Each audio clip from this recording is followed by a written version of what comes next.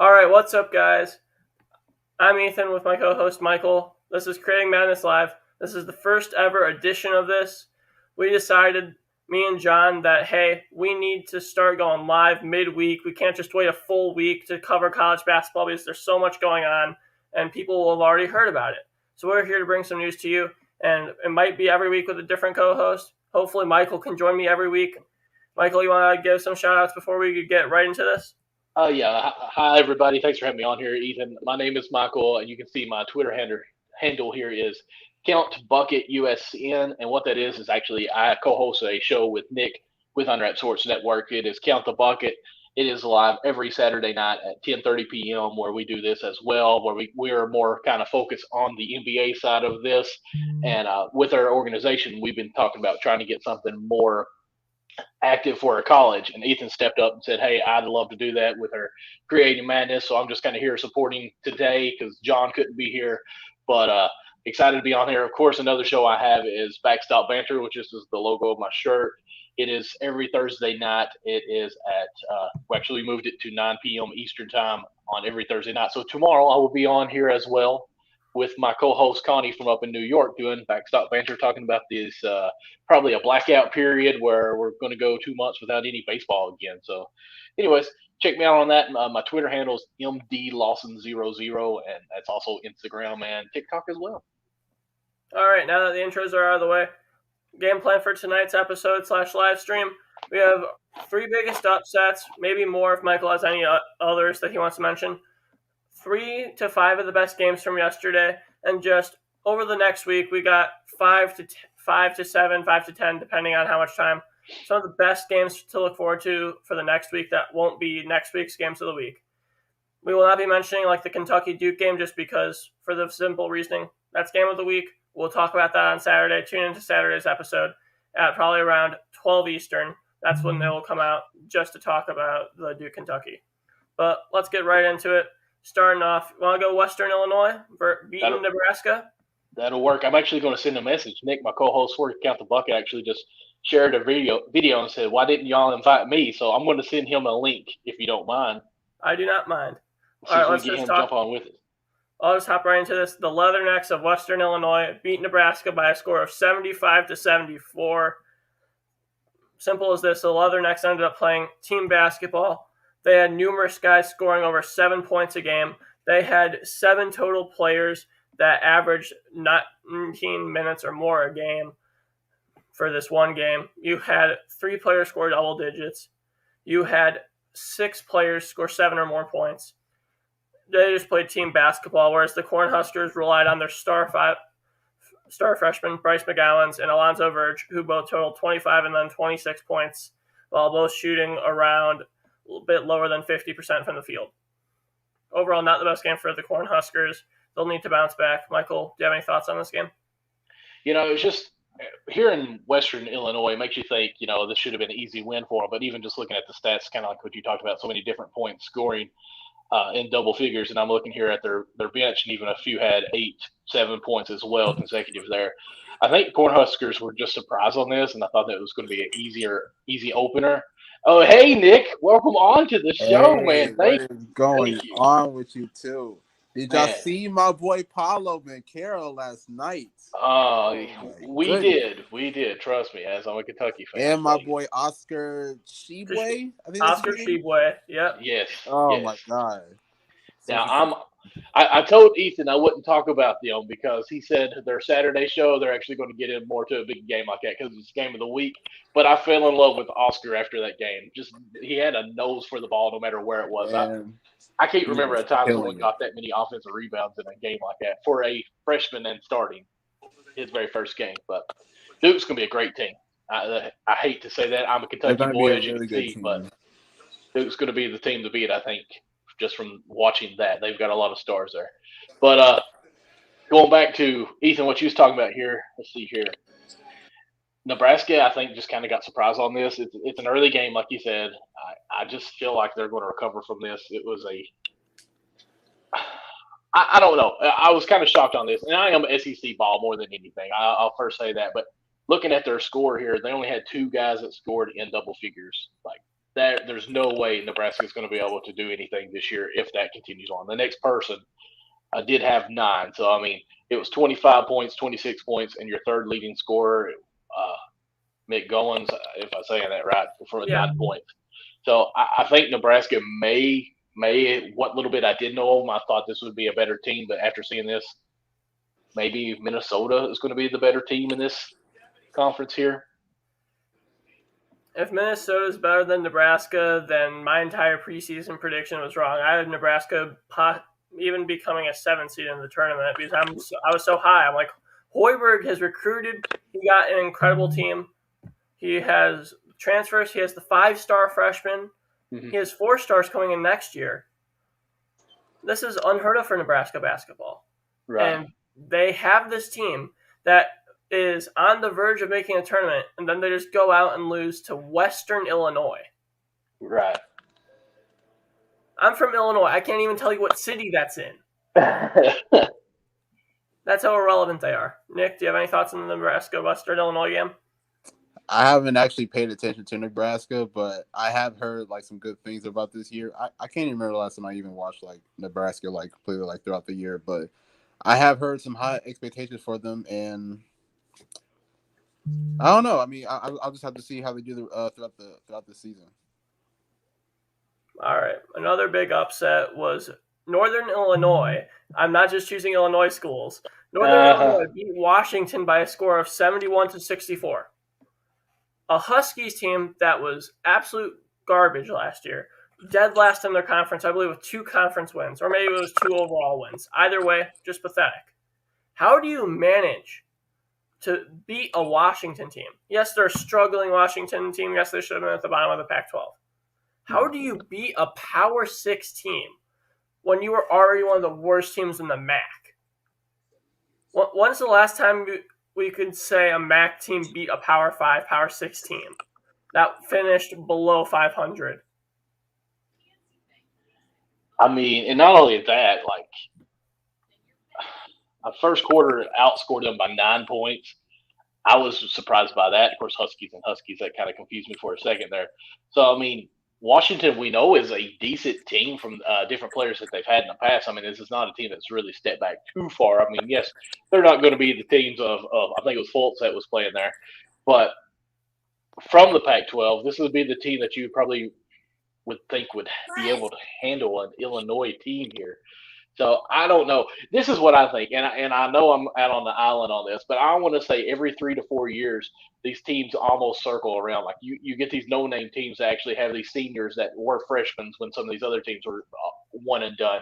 They've actually matured some, and now they're going up with younger teams here. And I feel like these no-name teams can actually have a chance now. I feel like from the first day and seeing some of these upsets, even though we'll get into some more, so I'm not going to jump ahead of there. I think we might see a bunch of upsets when it comes March time too, like first round big times. I mean, I definitely would not mind that. Just talking about another big upset, one that I think kind of surprised many college basketball fans. You have Navy beating number 25 Virginia 66-58.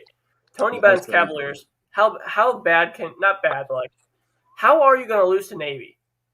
If you're the number 25 team, you're predicted to make March Madness. You're predicted to make it to the Sweets. You're supposed to make it to at least the round of 32, maybe even the Sweet 16. And then you come out, and I believe what was the total stats? You shoot 25% from 3. The Navy team shot 52%. Yeah, and it was on more attempts. How are you going to let a team like Navy outshoot you? If you're Virginia, that's like having the Navy football team outpass you if you're Alabama. Yeah, when you think of Navy, you don't really even think of a basketball team. You just think of the triple option going on here. But even looking at this, Virginia shot 17 free throws to Navy only shooting 10. So, I mean, there's that difference there. The turnovers were even – Navy had 17 turnovers in this. Like, you would have thought that Virginia, with just those 2 stats, would have done much better and shooting 16 three-pointers, but they only made 4. So Virginia couldn't shoot. They only shot 41% from the whole field. It was a struggle, really. It just seemed like the whole time. Their defense, I mean, they did end up with 12 steals, so they did look kind of good there. But Navy just really was just knocked down. I mean, they did only finish 45%, but the 52 from 3-point line is really the big difference there. They hit 11 of 21 points or 21 shots. So anytime you're shooting over 50% from a 3-point line, you're definitely going to do some upsets. I think we might get a little too carried away. I mean, I get it. It's a bad loss, but is this going to harm Virginia's season? I don't think so. I think they're still projected to at least have a pretty good season going forward. I mean, it does look kind of embarrassing considering that it is Navy, but it's not as bad as people are making it seem. Well, I mean, like I said, if any team, I don't care if it's another team that's really, really bad. If they shoot 50% from the 3-point line, it's going to be hard to beat that team no matter who they are and who you are. All right, and then I feel like that's it for the upset. You guys have any more? Because obviously there's a few decent ones. Miami, Ohio being Georgia Tech, last year's ACC tournament championship. But, do you guys have any other big upsets? I'm looking for it. That I can think of.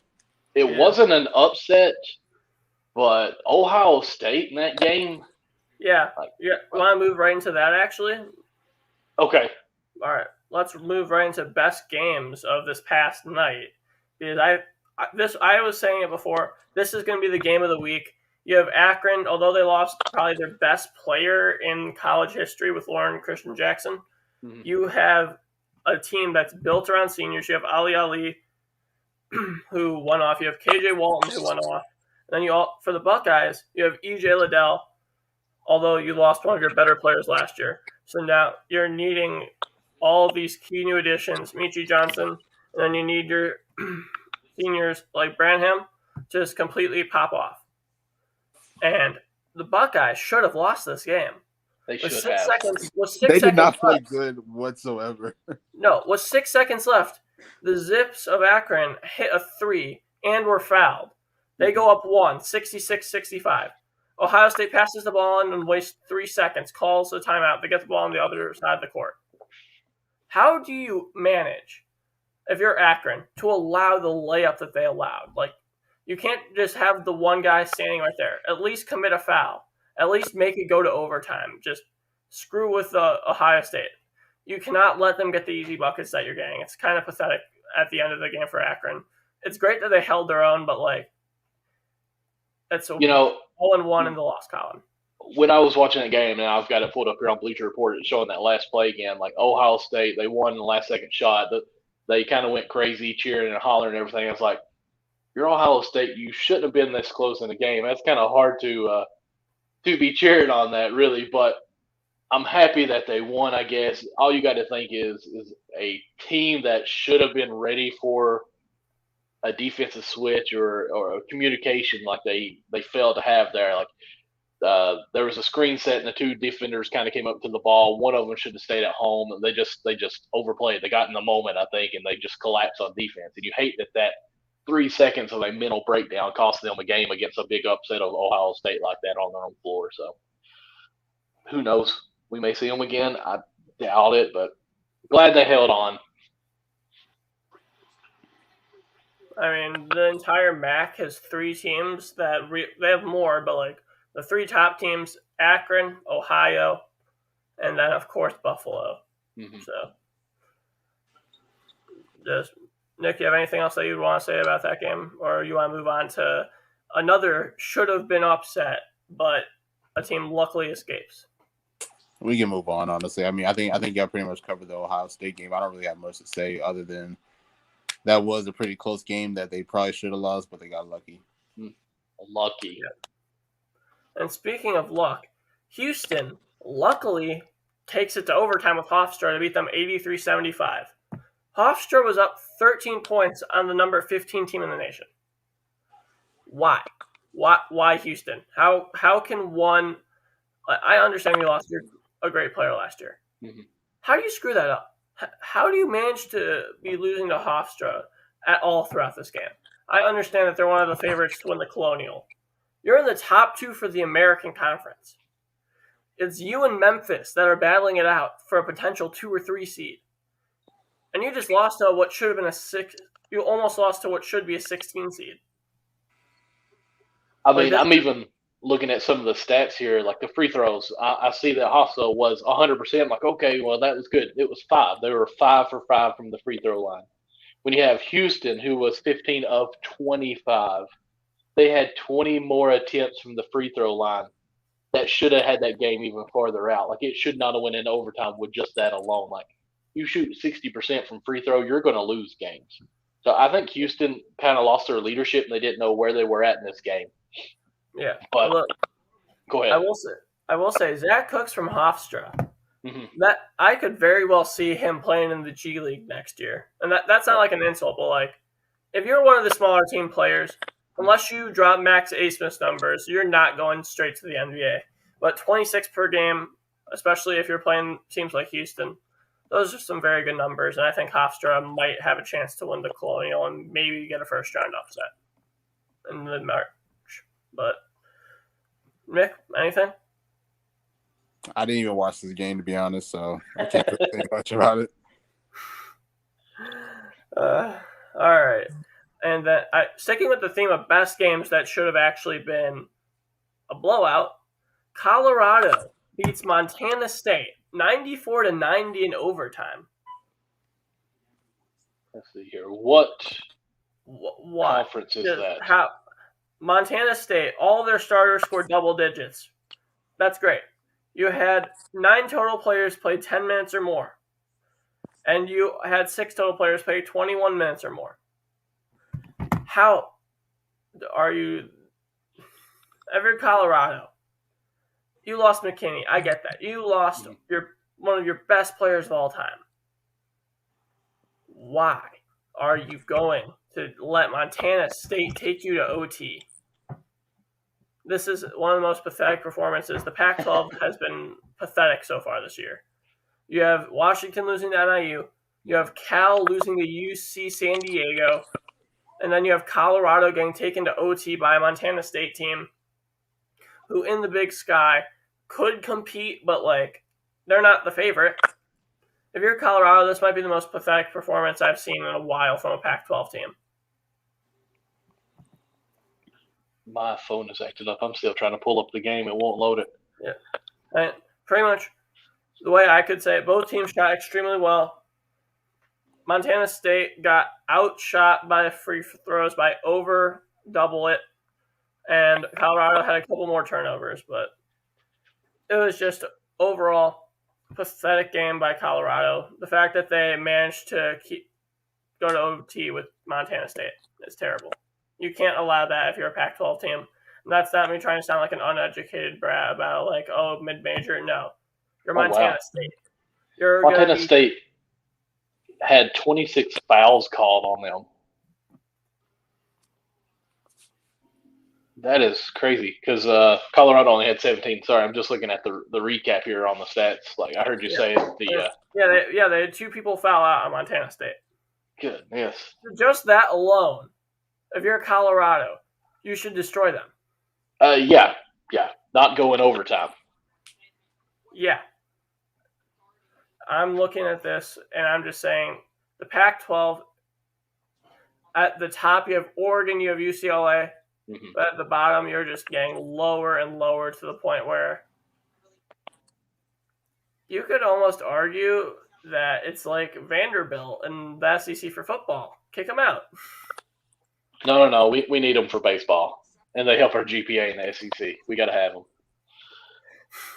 But I will say, Pac-12, you still have Arizona and Arizona State too up there. Oregon, like you said, UCLA, even Utah, but. Can't forget about UCLA. Yeah, and even USC as well. So, I mean, the Pac-12, I think it's going to be good. Colorado, definitely, I think, with a game like that, if they don't get things figured out, they're going to be at the bottom of that. Even California's in there as well. But looking at the teams in there, Washington, of course, where they lost the upset there, I mean, I don't see them staying at the bottom of that conference, but I don't know who would be the bottom. Washington State, obviously, I would say. But Colorado, after a game like that, I think that you probably have a chance of being at the bottom by the end of the year. Definitely. And I kind of want to move into previews because just so that we can keep this going. There's a lot of fun games coming up.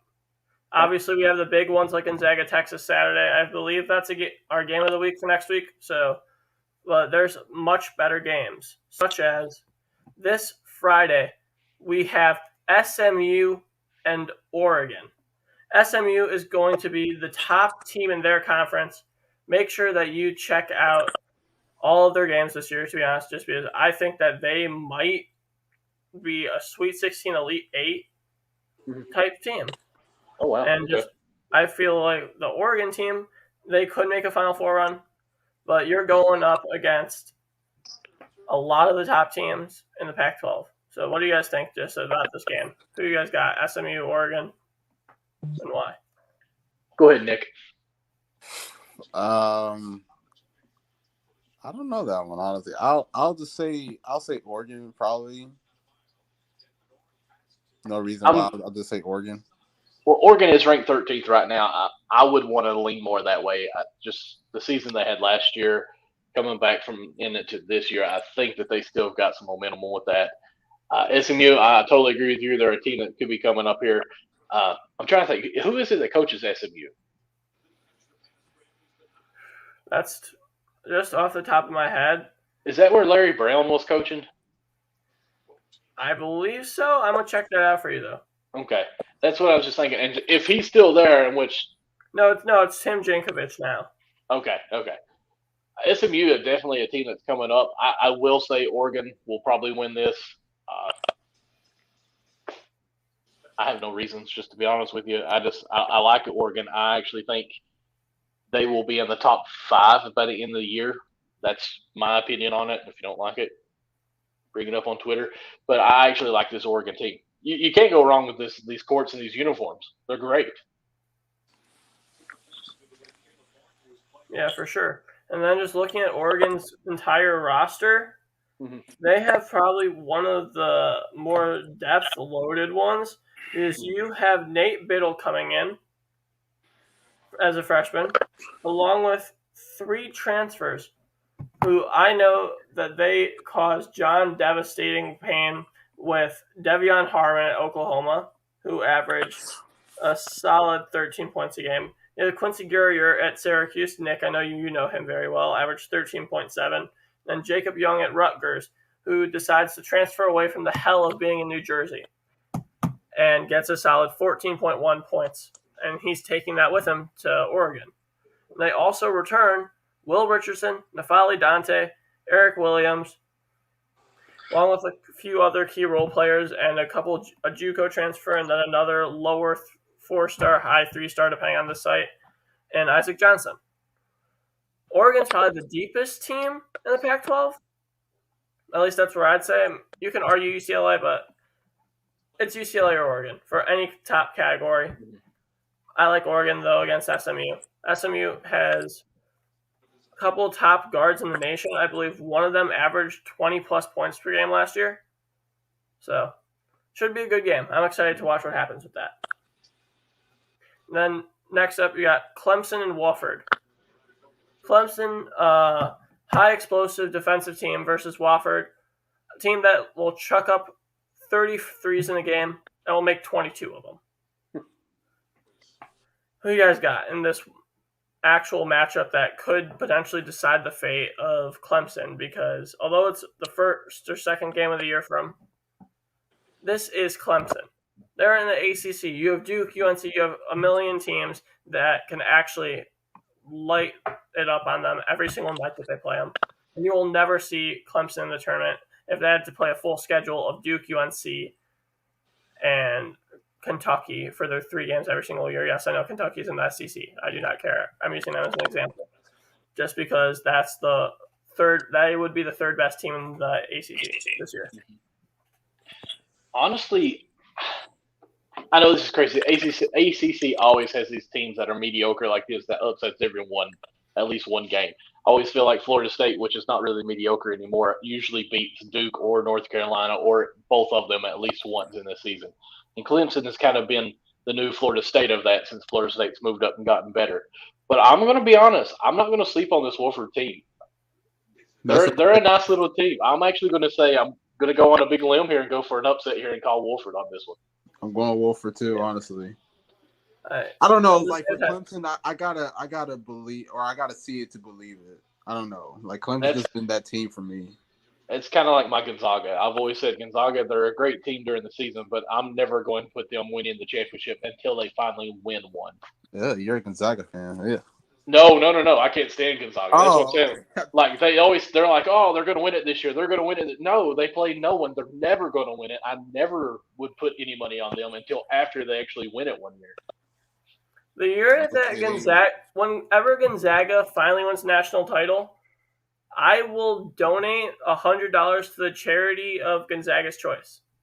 I will email them. I'll say, hey, because you guys finally won, I'm donating $100 in honor of you. That's what disappointed me last year. Like I thought they were going to do all the way, man. Undefeated going into the championship. No. Then Davion Mitchell, Jared Butler, those guys, killers. All right. Going back to the Clemson game against Wofford, you're losing Storm Murphy and Trey Hollowell if you're Wofford, and then you have Messiah Jones, who actually is coming back along with Morgan Stanford. If you're Wofford, you're screwed, is the way I'm looking at it, because you're losing your two best three-point shooters. You need something, and I'm not sure if Messiah Jones in the front court is going to be enough. I think that Clemson, who has Youngstown State's best player from last year, Nas Bohannon, and then you also have David Collins from USF, who both averaged 12.5 and 16.5 points per game, respectively. Mm-hmm.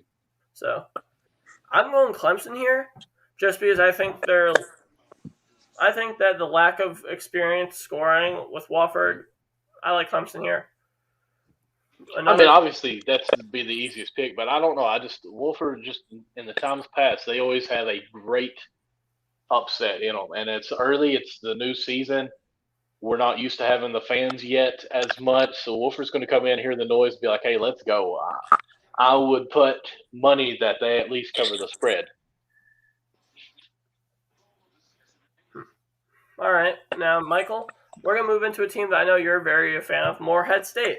They did lose yesterday to Auburn, but they play UAB later within the next week. Mm-hmm. So, what's your thoughts? I'll let you lead this discussion. Okay, well, I really like this team, Morehead State. Last year they made it to the dance.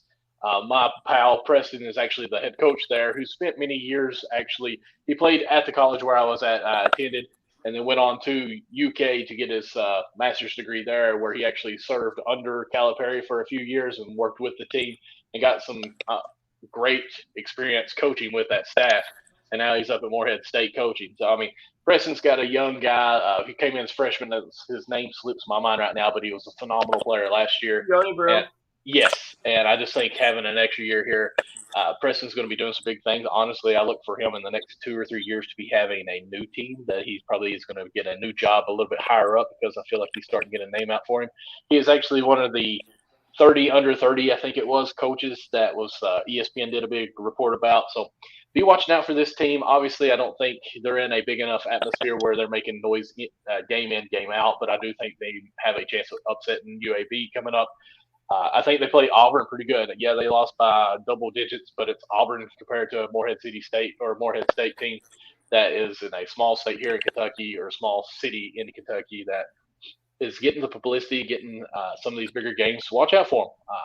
They have a chance to make an upset if they make it to the Cinderella team again in March. For sure. I think that Joni Broom and Skylar Potts are definitely their two best players. Mm-hmm. Potts is knockdown shooter from 3, and then Joni Broom is probably the best defending big in the mid-majors, excluding Gonzaga, because apparently I have to name that, because Gonzaga everyone loves, and they're a mid-major. So I have to mention that anytime you're talking about best players in mid-major, you got to exclude Gonzaga. But for UAB, they return a solid core. You have Tavin Lovin, Quan Johnson, Michael Ortel. I love those 3 players. All of them average 10 or more a game. I think Ortel is going to be the really key player in this game, because he's a 6'2" guard, very shifty, can shoot the ball well, and more impressively, he's actually one of the better defenders from what I've noticed. He averaged nearly a steal last year, I'm pretty sure.